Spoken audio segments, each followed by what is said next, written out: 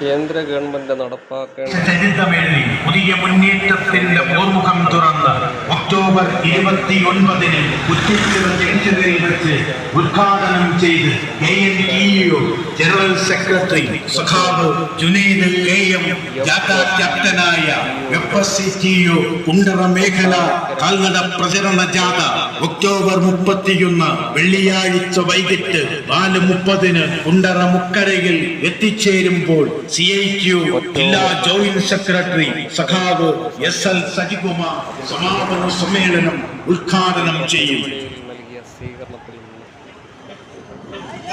ഞാൻ പണ്ട് പഠിച്ചിരുന്ന കാലത്ത് BSRD SSK പദ്ധതിയെ കുറിച്ച് പറഞ്ഞു.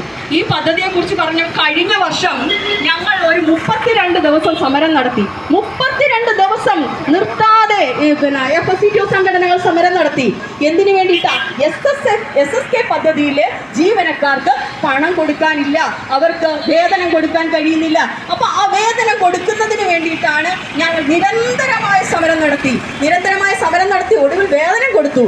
ഏത് സർക്കാരാ? കൊടുക്കേണ്ടത് കേന്ദ്രമാണ്, കൊടുത്തത് കേരള സർക്കാരാ. ഒന്ന് ആലോചിച്ച് നോക്കി.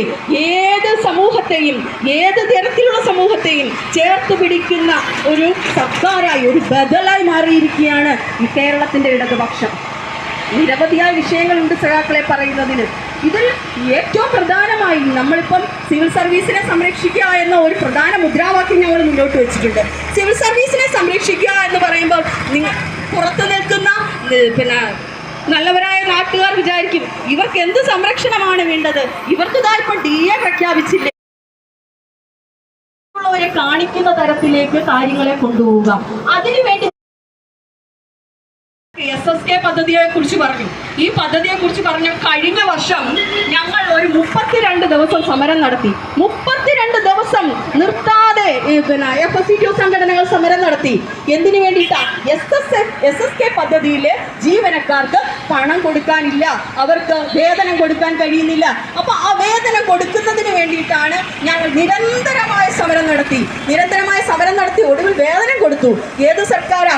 ഞാൻ പണ്ട് പഠിച്ചിരുന്ന കാലത്ത് BSRD